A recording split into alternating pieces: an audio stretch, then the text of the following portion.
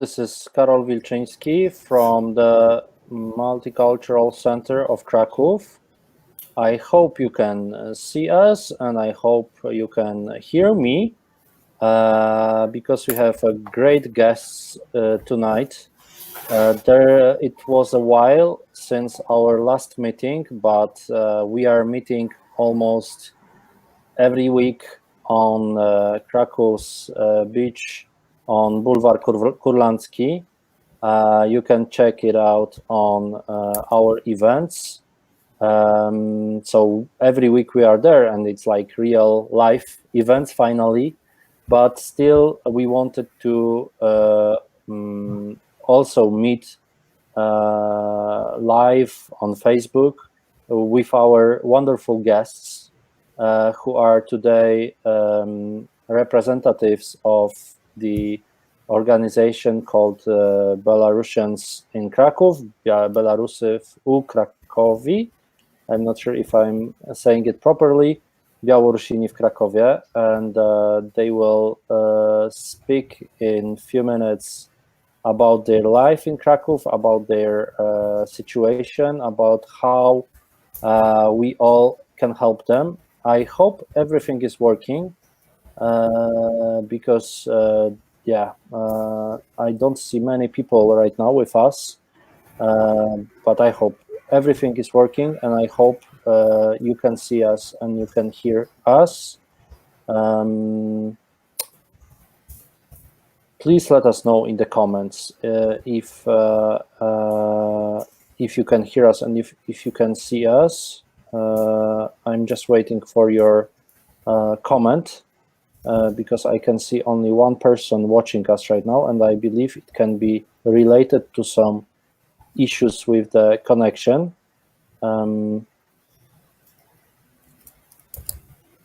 in a minute we will start our conversation, because this video will be also available on our podcast website, so you will be able to hear everything and listen to everything afterwards.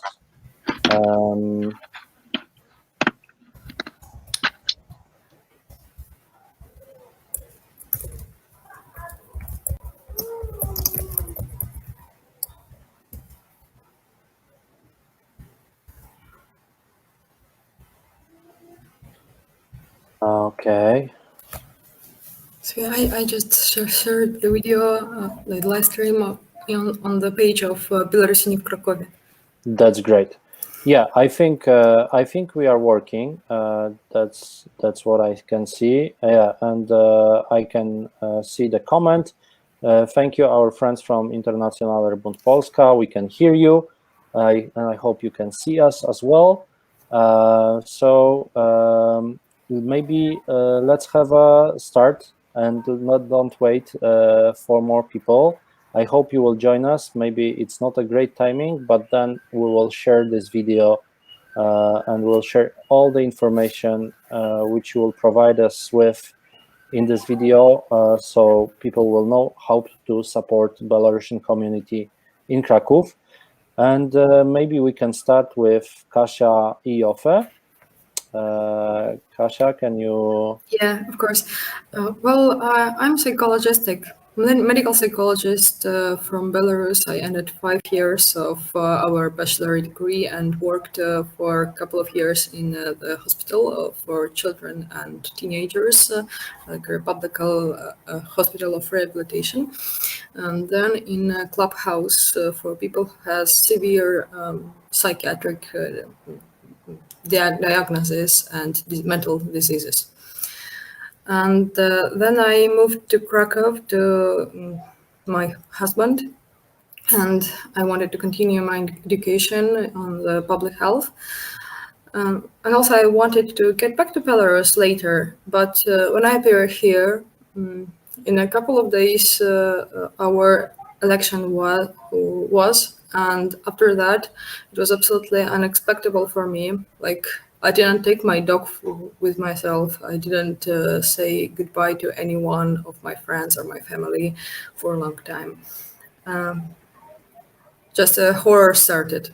So that some friends from Moscow, some friends from Prague were calling to me. I was calling to them to understand what is going on, because internet connection and mobile connection in my country was unstable. Like there were no internet connection at all because of our government closing all the internet, and it took some time, like at least maybe 6 hours for our people to get somehow to the internet, like using different programs that is just going a different road, not legal, for example. And we were calling by phones from using roaming. To tell people where not to go. Like I remember I was calling to my ex-husband, telling him not to go on this street or on that street because there are bombs and there are shooting and so on.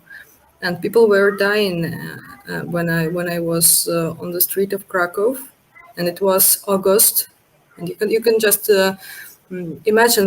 They don't need to imagine. You may just walk out and see on the sunny day and sunny evening how people are walking around, eating ice cream, laughing, hugging each other, or walking with dogs, riding bicycles. And they are happy and everything is okay. It's summer day, summer evening in Krakow, right up of Wisla. And you are in the center of war, working like связист, like a soldier of żywo, wolności. You're calling someone and telling not to go there because there are bombs, and thinking what's going on next. And a couple of days later, my ex-husband disappeared. He has asthma, and all his family and his friends were trying to look for him. And we thought that whatever might happen, like for example, our militia may take away his balonchik, his meds from asthma, so that he can just have problems with breathing and die.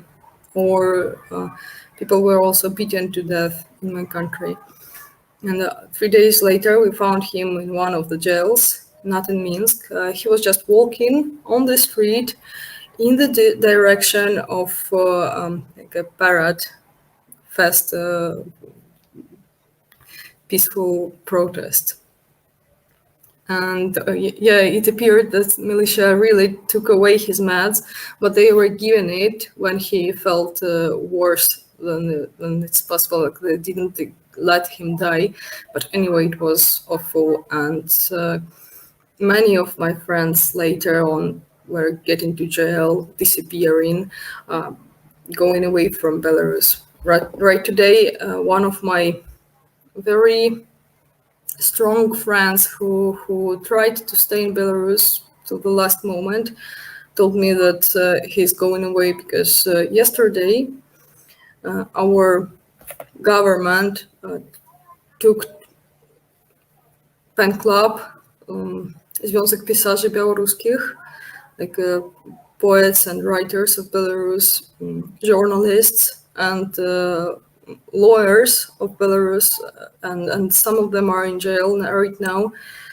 Mostly all their laptops and all stuff that they had, or like for example, poems of different writers that was sent to them, are confiscated by our government to check is it against Lukashenko and his regime or not. So yeah, firstly they took everyone and journalists, and then they took poets, because whoever can talk and speak in our country, they just must shut up. Yeah. And I understand it's really important for you also because you are a poet yourself, right?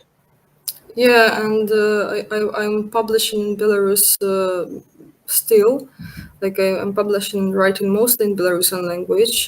For now, I'm also writing and translating in Polish, sometimes in Yiddish, because it's also one of my native languages.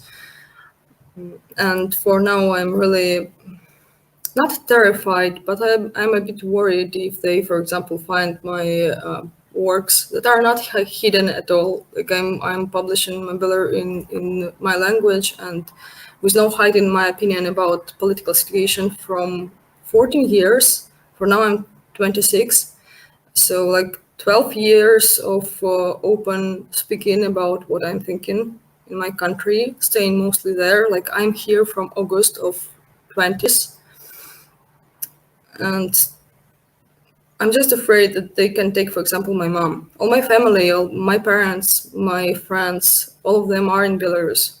And when last week, one of our friends from Białorusinów Krakowie, moms, was arrested, I got worried because my father also was in jail for nothing. I mean, really nothing, for 1.5 years without any kind of judgment. Just because our government wanted to take people and keep them until they're paying some money. And that's how it works. Never knows who will be next.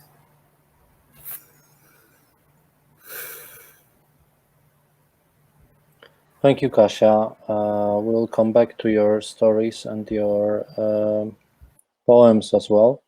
And but maybe I can ask Natalia to present herself and maybe tell more about Białorusinów w Krakowie. Oh, I guess that probably Kasia will say it better and more. But I can say my story. Yeah, my name is Natalia Skipska. I'm 43 already, and last year in May I joined the initiative group of presidential candidate Viktor Babariko. So I was a member. I was the sixth person who registered in this group. I found out recently, and there were 10,000 people in this group. And I took an active part in the work of this presidential campaign and of this initiative group. I gathered signatures for the candidature of Viktor Babariko. I also worked as a volunteer in the headquarters. I verified the signatures and helped in different activities. And also I participated in meetings with the public and so on and on. And also I took an active part in all demonstrations and protests. And for me, well, personally, I was prepared to be arrested and so on.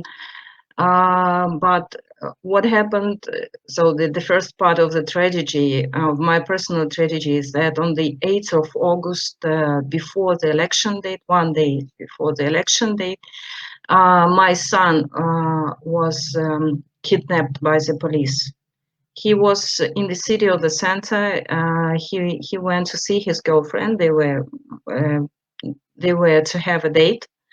A simple date. Just he walked there in the center of Minsk, in the central avenue, and he was kidnapped by OMON. So this is a special purpose military, and I found out that he was kidnapped from the message which I received from his girlfriend. And for 5 days, I didn't know where my son was. So I saw bombs, I saw military people in the streets, I saw fights, and it was scary. I spent 3 days near the prison in Minsk, trying to find information where my son is and if he's alive and where he is exactly.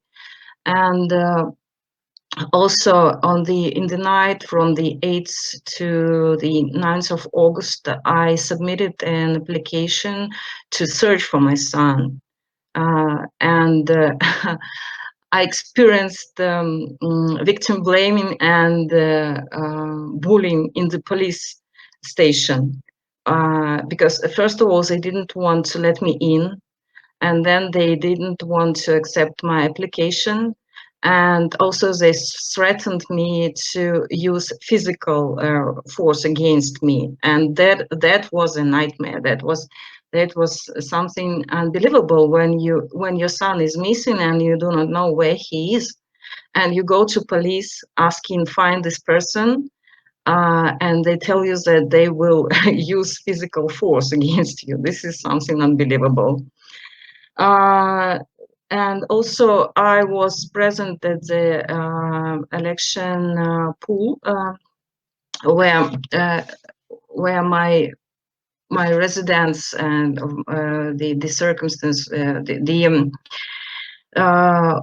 where citizens of residents of my election area gave their votes. And in the night of the 9th of August, I saw OMON come and take the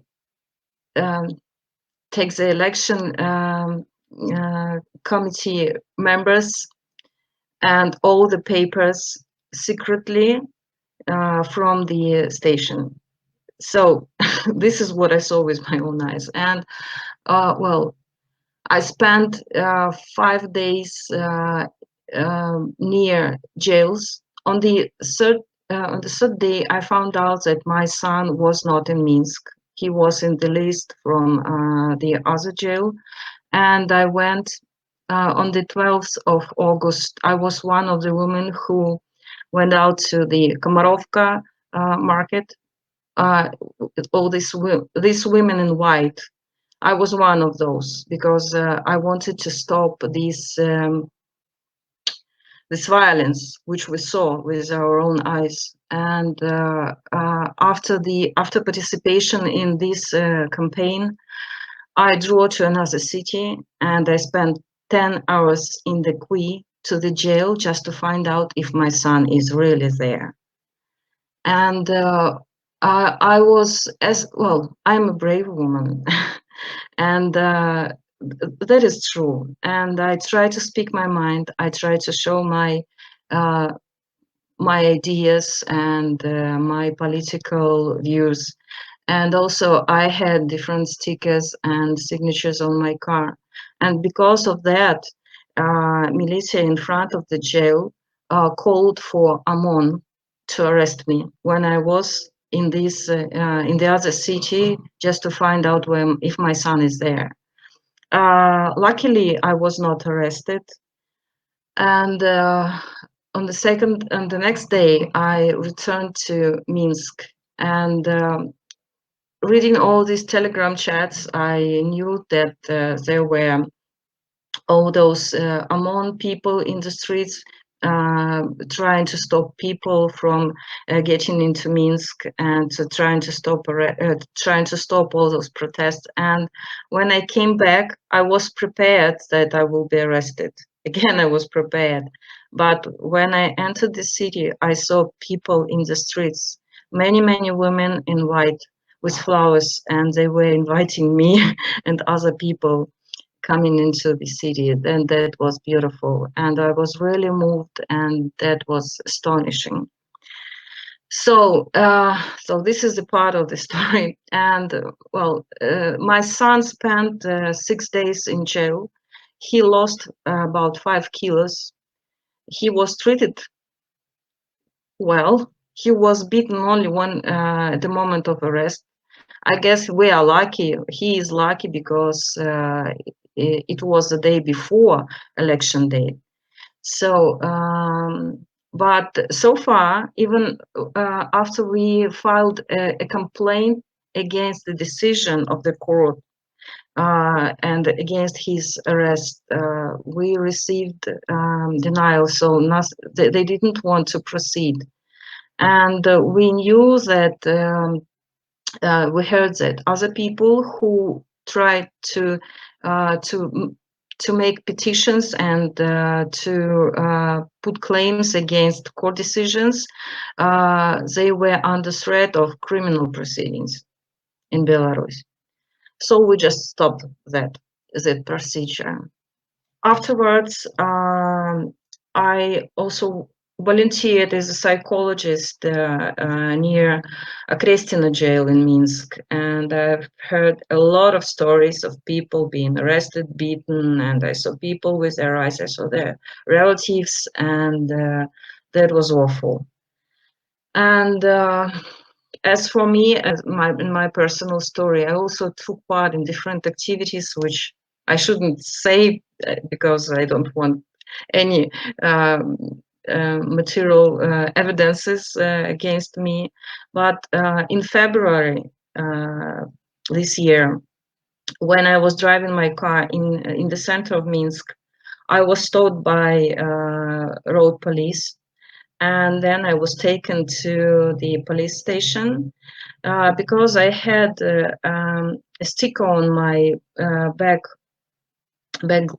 door of my car with the symbol heart, Viktor Babarika. So this is the official symbol of the presidential candidate. And I was taken there, and they confiscated my car just for having this sticker. And thanks God, I left the police station. They let me out, and so that was their, well, they're evil. I don't want to make any. I don't want to make any decisions about any conclusions about who they are. But this is something awful and stupid when you lose your car, which you bought in a saloon, official saloon, and they say that, oh, your car looks like stolen, and you know that they are lying, and they know that they are lying. And we know, they know, but you can do nothing about that. And after I left the police station,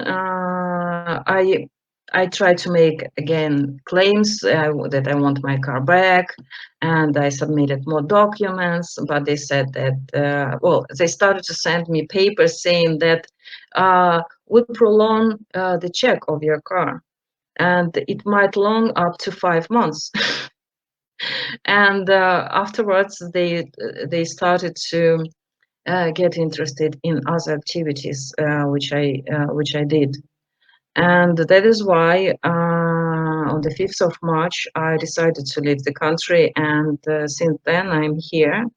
And when I was already on the territory of Poland, I received phone calls from the police and somehow from taxation authorities saying that we know that you are hiding, but we really want you here. We need some explanations from you. And also the police tried to reach me, and they left voice messages like, we are ready to return your car, but we want you come personally, and so on and on. So they were trying to seduce me to come back. So that was my decision to stay here, and because here I'm safe, and actually I do not have that perfect health to be in jail, and I don't want it. So this is my story shortly, and definitely I track all the news. I work with victims of the regime now. And I have clients. No, well, I cannot say they're clients because these are also refugees. I have people from who are in Poland now, and also who escaped to Ukraine, and I give psychological support to them. And I know more and more and more stories, awful stories, how people were beaten, how somebody tried to kill them, how they were humiliated, and so on. And I have a big reservoir of all these bad and awful stories. And I hope that someday all these stories will be finished. And I hope for that, and I pray for that, and I work for that. The same. Thank you very much, Natalia. I understand your son is still in Belarus. My son left Belarus with me. He stayed there in Poland for 10 days. But as long as I didn't have much money. I didn't have place to live. And it was clear that I cannot assist both of us here. He decided to come back because he was not under that threat as I was, because, well, as I am, because I was really active and I did a lot, and I wrote and I spoke a lot, and I was in the initiative group of Viktor Babarika, and I was one of the volunteers, and several times I thought that I'd rather go back because I have my own apartment in Minsk. Here I had to live with other people who just let me live with them free of charge, and it's really complicated. Yes. Definitely. And but now I see that my decision was right, because now they are arresting more and more volunteers, and also volunteers from Kristina, and volunteers from the initiative group of Viktor Babarika. So for my safety, it's better to stay here. Whenever, whether it's difficult for me here or not, it's safer. So I'm here, and we'll see what next. Thank you, Natalia. Thank you very much. And last but not least, we have Vera. Yeah, hello. My name is Vera. I am 19 years old. I am half Polish Jewish and half Russian, but I was born in Belarus, and I think that I'm Belarusian mostly. I am a student rights activist, a co-founder and a member of a labor union council, and a finder of a strike committee at my faculty. I participated in peaceful protests since the 9th of August. It was my first peaceful protests because it was my first presidential election. And on the 13th of August, I have founded a strike committee at the philological faculty of Belarusian State University. I thought that I should do something because I was terrified, and I wanted to start something like a fight. On the 1st of September, I was arrested and kidnapped from my faculty, from the philological faculty of BSU, by so-called people in civil. Me and my friend, who was also a co-founder of a strike committee, were arrested, and then we got to Kristina. And I was really afraid of that. When I realized that we are going to Kristina, I thought that it is the end, because Kristina is known by its tortures and rapes. And we were lucky because we were just fined some about $275. And that's all. We didn't get any detention. We are just sitting in Kristina at like 24 hours. I have to notice that I got no support from my family because they are all pro-Russian and they support the regime. And my friends who are trying to rescue me were told that I deserve that, and it's a pity that I won't be tortured or something like that. So they had to find the advocate for me, the lawyer, and they were trying to help me, and I think that they saved me and their help. I was an excellent student. I participated in students' conferences, but after arrest, I was threatened to be expelled from the university because of my activism. They didn't care that I'm excellent when I wasn't suitable. I had PTSD and my mental health suffered, and I also had drinking problems, but I continued my activism just because I thought that I must do something. So we have launched our labor union called Wolny Profsоюз BGU, Free Labor Union of BSU. And we did things, and we ran peaceful protests in BSU. I remember that on the 26th of October, when the national strike was held, I led the people from my faculty to a so-called student square. And I was very proud because I led a lot of people, and I had agency, and I wanted to lead them and to do some things, and that helped me to survive. And my friends Igor Konecki and Ilya Trachtenberg were arrested on a so-called Black Thursday on the 12th of November, and more of my friends were arrested and fined. But I continued to do things, collecting money, paying and compensating fines, fining lawyers.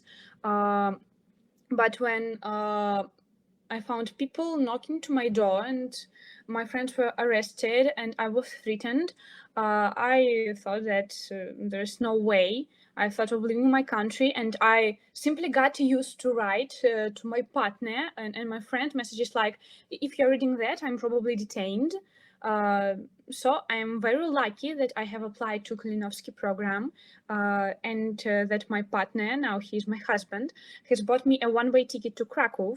And when I left Minsk, my comfortable apartment, my friends, and the game of my life, what were when, and so-called intellectual games, I thought that it is the end, and I cried while I was flying from Minsk to Warsaw, especially when I flight over Brest, the city where I was born in.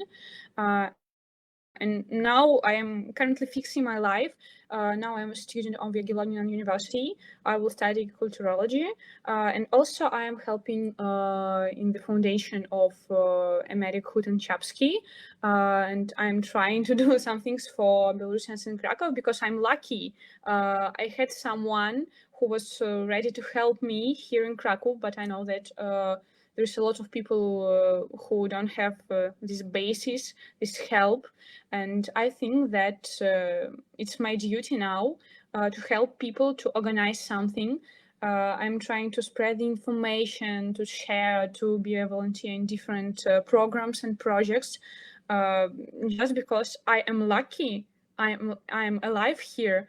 And that's all that I can do because people in Belarus now are under a big threat, and I am doing this in honor of my friends. And today I got to know that my close friend Evgenia Subat was yesterday arrested, and she spent a night in KGB. And in the morning, she was let out with her friends and her boyfriend, and now she can tell anything. She is happy that she's just free. I don't know what's happening with her right now. I can contact her because it won't be safe for her and for me. And I think that unfortunately it will continue, and we must shout about it. So that's my story. Thank you very much, Vera. These three stories are very moving. I have no words to say, and I'm very sorry that it happened and you experienced these situations. But what I want to know is also about the life of Belarusians right now in Krakow.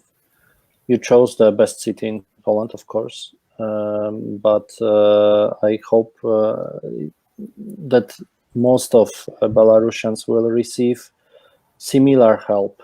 And I would like you to say what we can do for Belarusians, what we should do as non-Belarusian citizens of Krakow, what we can do to help victims of the regime coming to our city. Well, I will introduce you to the life of Belarusians in Krakow, because today I was conducting our managers and people who are, for example, responsible for work with relocation, and people who are uchodźcy, who are running away from regime. When I appeared in Krakow, I had no one to help me. except of my husband, who has severe depression, and it is biological, and he need to help himself. So I cannot get out from my own troubles here, couldn't, and Belarusian troubles was getting worse and worse. And then I found Belarusians in Krakow, who just got me back to life here, giving me also some kind of feeling that I'm doing what I can. Like before, I was also, as Natalia, volunteering as a psychologist, working online with no money, with people who are suffering from the regime. Of course, you can understand that working without money, most like 20 hours from 24 hours per day, it's a bit stressful. And if you have no one to hold yourself economically, probably you will die. And mostly people from Belarus who are running away for now. Sometimes they are appearing here without anything. I mean, without anything at all, because they need to make a show that they are not going away from country for a long time. So they cannot take a lot of things. They cannot take their animals. Sometimes they're getting away without kids, and then only kids are somehow getting to them. And first of stuff that they need, like for example, we have yesterday a young uchodźca, how to say it in English? Refugee. Young refugee doctor. A lot of doctors were in the protest because they cannot agree with violence getting in Belarus. Like they were not able to see how militia is bringing them half alive bodies all in traumas, and they started also protesting, and we had a huge wave of arrests of medical workers. So this young doctor had 28 years. He's a couple of years older than me, and he worked for a couple of years in a hospital, and he has also his own problems with health. He has oncology, and when he got into jail after being in the protests in Belarus, he felt worse, so that he was moved to the hospital and run away from this hospital and run away to Poland without anything.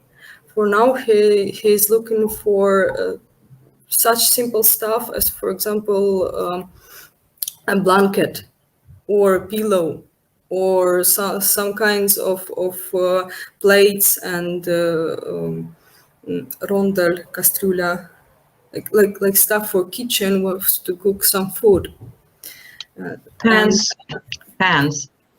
yeah. And also, it will be great if someone can help him to find a szkoła policyjna or university or some way of making his diploma, like his medical diploma, legal here in Poland, because we have differences in systems, and it will be more problematic for him to find the same kind of work, but at least to find a kind of work in the same branch, like medical branch, or to find some kind of courses and education to get back to normal life. You can imagine that this person is terrified not only with his problems with health, but also with this change of life, such unusual, such like breaking him. Also, we have another doctor who gets here. She is already staying on her own legs, more or less. Like she has what to wear on her and where to live. But also, like they are looking for a microwave, even a used one, just to cook some simple food. I knew that Centrum, Centrum Wielokulturowe, told us that, for example, you can make some kind of zbiorka, like getting stuff. So if anyone who is listening to us have some kind of used microwave, you may not throw it away, but just give it to this person, and she will be grateful for that, because she also has kids, and she's using kitchen with other people. and sometimes it's impossible to cook because Kasia. everything is used. Kasia, I'm sorry. I think that you're going into too much details. Yeah, but I'm not naming that, anyone. I'm not naming anyone. Okay. But what I think is important that we should name problems which we have here. Yeah, I was asked, Natalia, I was asked by Svetlana to tell exactly the list of things, and we were talking also with Anya what to tell about what things they need. So that's for now. Okay. I'm doing exactly that. Okay. Yep. Also, what is needed? We have problems with students. Mostly it's problems with food. They are always hungry, and it's not only a joke. So, for example, last autumn we were making such kind of getting food that is not spoiling, like some pastas or cans or some muesli and so on, so that they are staying in one place, or sugar, and students can get there and take some food for themselves if they're hungry and have no money to buy anything. And for example, Centrum Wielokulturowe also may help us to get such stuff, the food that is not spoiling. And kids that are here, they also will go to school, and it's always useful to find some stuff as pens, as something to write in it, like exercise books or notebooks. But mostly we have problems with food for now, and with people who are just getting into the country with no place to stay, with no stuff to wear and where to sleep. So if any person in Poland wants to help personally, for example, for family or for exact person, you can also write to Białorusini in Krakow, and we will connect you with family or with one person, so that you will help themselves. Meeting also, it's not only buying something, it's not only giving some stuff, it's also about walking around the Krakow, showing places, talking, helping with language, helping with some kind of knowing where to translate your documents and so on. Also, you can help these people to, for example, pay for translation. Like sometimes in Poland, you need to make a translation by a special worker, tłumacz przysięgły, who is on the special list. And it's a bit more expensive than any translation. And we have such kind of translator who is working and who is on the list, but also she needs some payment. And not every Belarusian person can afford such stuff. For now, we have also a zbiórka, like a kind of foundation Gutenchapski that Vera was also talking about. And if you are able, you can also put some money on this foundation, and this money are going for people, for relocation and refugees, and also we are writing every penny that is going anywhere, every grosz. We also have some people who are responsible for refugees, who is responsible for such kind of finances, and who is responsible for cultural events. Natalia and I'm working with people who are refugees and who are not talking in English, speaking English or speaking Polish, for example. Like this, there is also a Centrum kryzysowe, like a crisis center, who is helping people suffered from violence, but mostly they are proposing English or Polish, and not every Belarusian refugee is using this language. So if anyone need to get a psychologist with Russian or Belarusian language, we are also here. I think that mostly I told everything that I needed.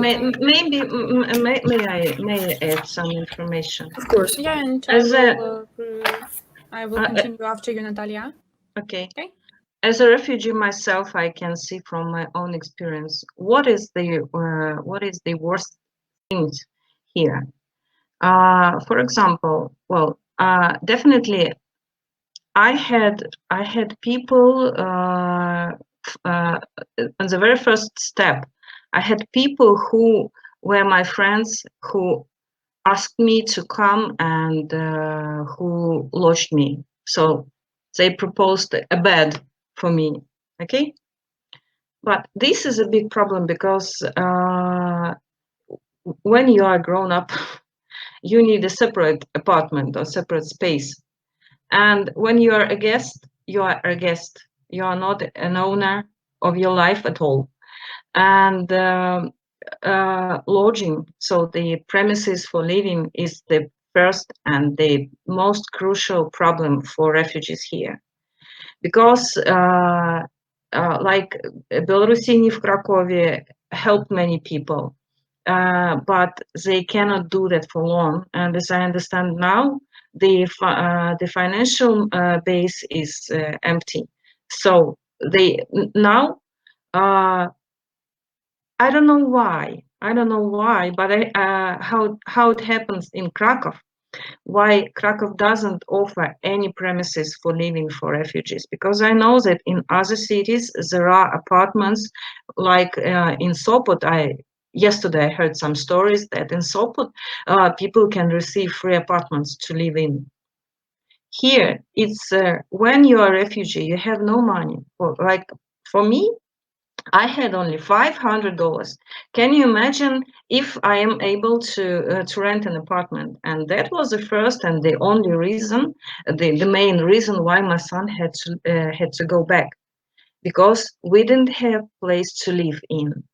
And this is a common problem for refugees here, because they do not have where to live. And maybe I should have chosen not Krakow. Maybe I should have chosen Sopot or Wrocław, because they are better cities. Or maybe their government is better, because they somehow are interested in people. Because I know that let's say in some months, maybe 2, maybe 3, when I adapt more, maybe I find a good job and I start paying taxes here, I will be a great person, a great citizen, a great resident of any city. But now I need support, and we have a lot of such people who cannot receive any job because they have humanitarian visas. And as for me, I applied for jobs and I wrote that I have this humanitarian visa, and so it means that I don't need any authority to allow me to receive any job. But those employers were frightened somehow. So it's also a problem. So first, difficulties with lodging, difficulties with finding a job. And I can say that I am a great professional. I have 2 great educations. I am a highly professional person. And because I am a refugee, and because I do not have equal rights with Polish citizens, I cannot find a normal job here. Okay, later on. So the problem is with my educations, because we have, Kasa told about these differences in educational systems. To work as a psychologist, as a private psychologist, as I worked in Belarus, I need to receive more education. Guys, Degree of Manchester. and I spent 8 years of education in Belarus. I spent so much money on my education, and they want me more just to be authorized to do the job which I did on a highly professional level. It's stupid. No, I don't want to. Okay, so also the problem the fourth problem, and also very serious, ZUS. And what to do? Thanks God, I got vaccinated last Saturday because they made it available for anybody. But for 4 months, I pray every day that I do not get sick, that I do not have any worsening problems with my health. Because, well, definitely if I'm dying, they will save me if I'm dying. But I also a person who has something more than 40 years of life here on this earth, and I definitely have problems, and I cannot go to any doctor. And it is a problem, and there are a lot of such people. And I cannot. Well, I would also like to say that people who suffered from stress, from such awful stress, they experience problems with health just because they had such awful psychological traumas as well, like hypertonia, like psychiatric problems, even like PTSD. Many of them just need pills. And how can you get pills? Well, luckily, I also need some pills for my health because I have endocrinological problems. I have one more stack of pills, and I will need a recipe soon. How do I get it? So we have such problems: lodging, medical problems, difference in education, and also social security. And we can say that pans and microwave ovens and pillows are also very important, but the problem is much broader than this. And we can think wider. Yeah, well, it would be great if we could find some support from the authorities, because usual people are ready to help, and they will do this, and this is great, but we need something more. I would like to Thank you, Natalia. May I Kasia, also can I add? ask you- I wanted to add also to what Natalia told. Like, I have the same Wait, problem first, with maybe- education. Maybe I should answer the question, because I will have to leave you soon because I will have a client. Yeah, I didn't have any questions. But thank you for this, Natalia. I just wanted to say that we will do everything what's possible. We are not representatives of the city of Krakow. We are just a small NGO leading the multicultural center, so we'll do everything to help you. And Kasia, if I could ask you to send a link to the money collection so I can publish it on the website for those who listen to us. And thank you, Natalia. We'll soon finish because it's just 5-10 minutes we have left. Okay. I just wanted to also read Evelina's comment. I listen to you and my heart cries because you are going through so much.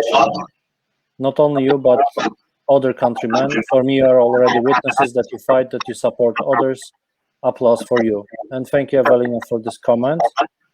And Kasia, you wanted to add something, and just please send me the link so I can put it on the comment as well, so you can support.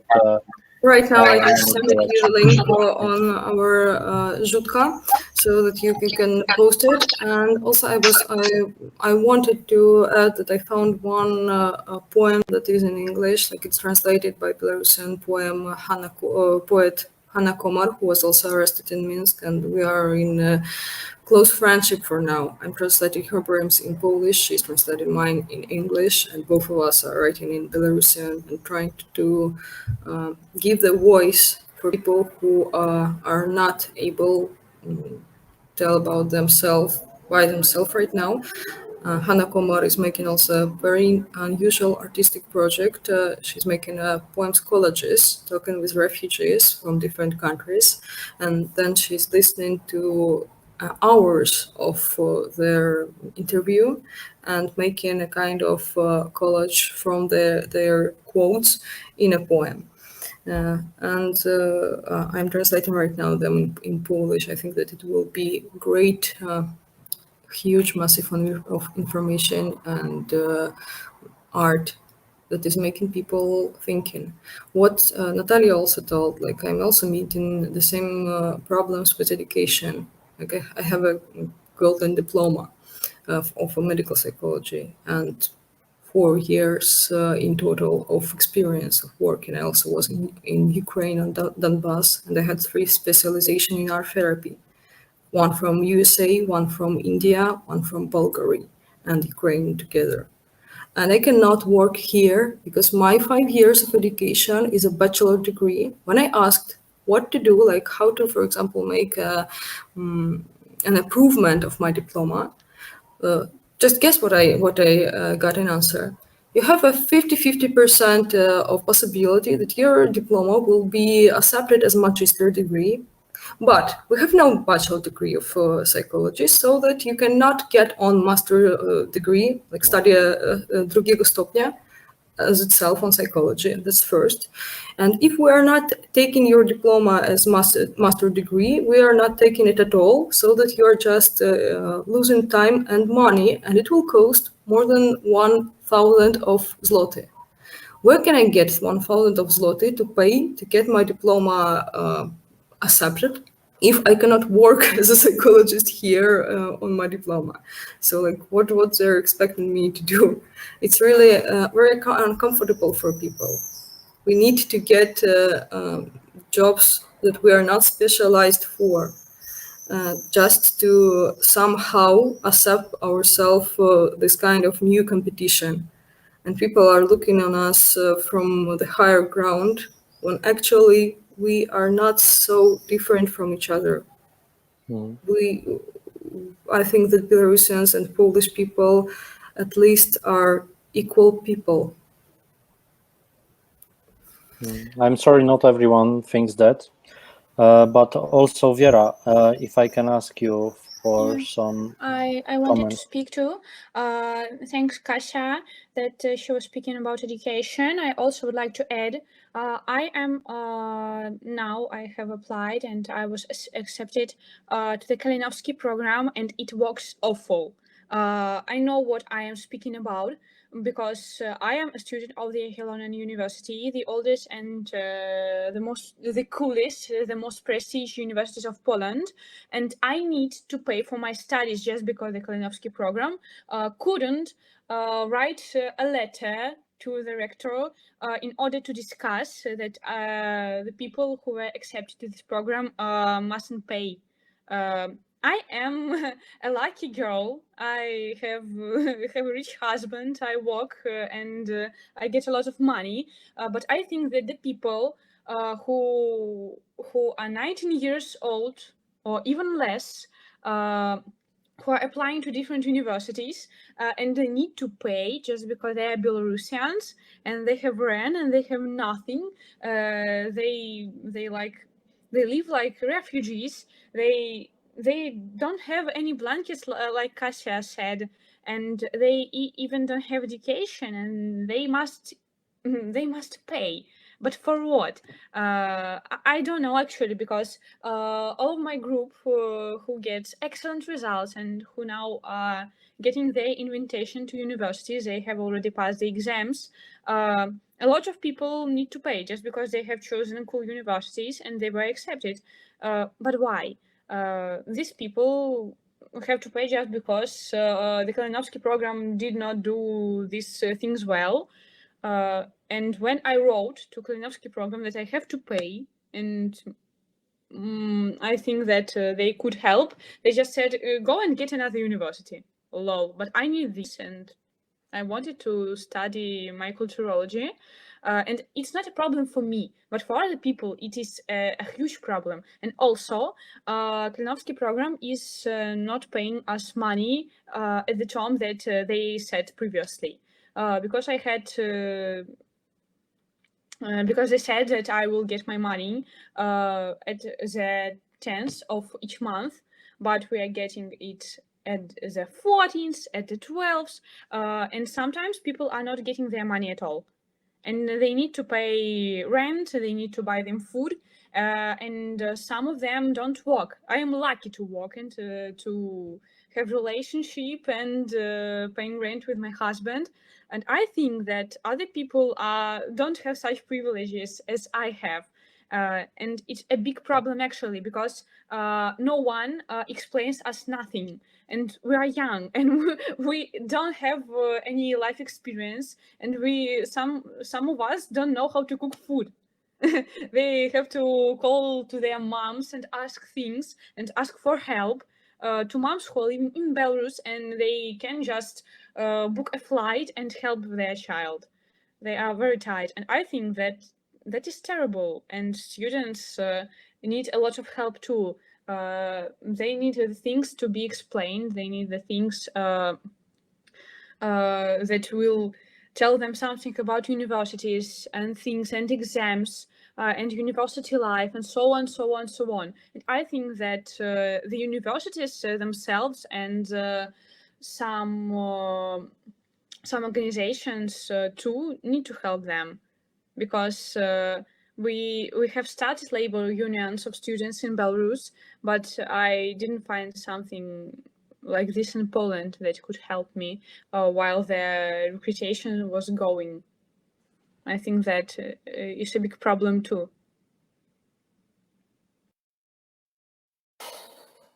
Thank you, Vera. I'm happy that your situation right now is stable, but as you said, it's not often among Belarusians in Poland right now. And I hope something might change in the approach of the city of Krakow and city officials. Maybe something will be done, but I don't know. It would be perfect. It would be great. For sure, we'll continue our work together, and if you want to, please follow the Belarusians in Krakow website, but you can also follow Centrum Wielokulturowe w Krakowie website on Facebook, so you will see the information concerning the situation of Belarusians in Krakow, and I hope you will be able to join us in working together. And at the end, I just wanted to publish Kasia's poem. It's translated by Honna Komar in English, and it's also in Belarusian. So please just enjoy the poetry of Kasia, and thank you for this conversation. And we can also invite you on our cultural events, like for example on the 9th of August. It will be a big event here in Krakow, I think, together with Centrum Wielokulturowe. Yeah. So and on the 12th of August, we definitely will make a great event. It will be the anniversary of women. We will make it on 9th. It will be on 9th of August, and on the 12th of August, where we will make a kind of chain with flowers in the. This is what I'm telling. Yeah, thank you for inviting us. Thank you for inviting. We are playing a lot of things.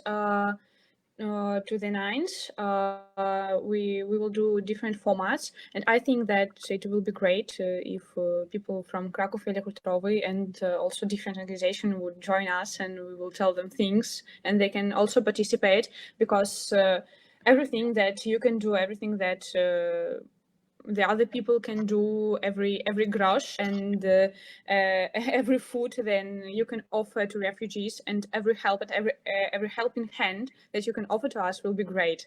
And also if you help us with integration, because I do know Polish, but for me it's difficult to speak now, and there are people who even do not know the language. We all need speech practice. So, as some of your politicians said, please adopt a Belarusian. So just make somebody your friend, just to chat, just to spend some time and speak, because this will help also. Thank you very much, ladies, and yeah, see you on 9th of August, and probably here to each of you before that, and thank you very much.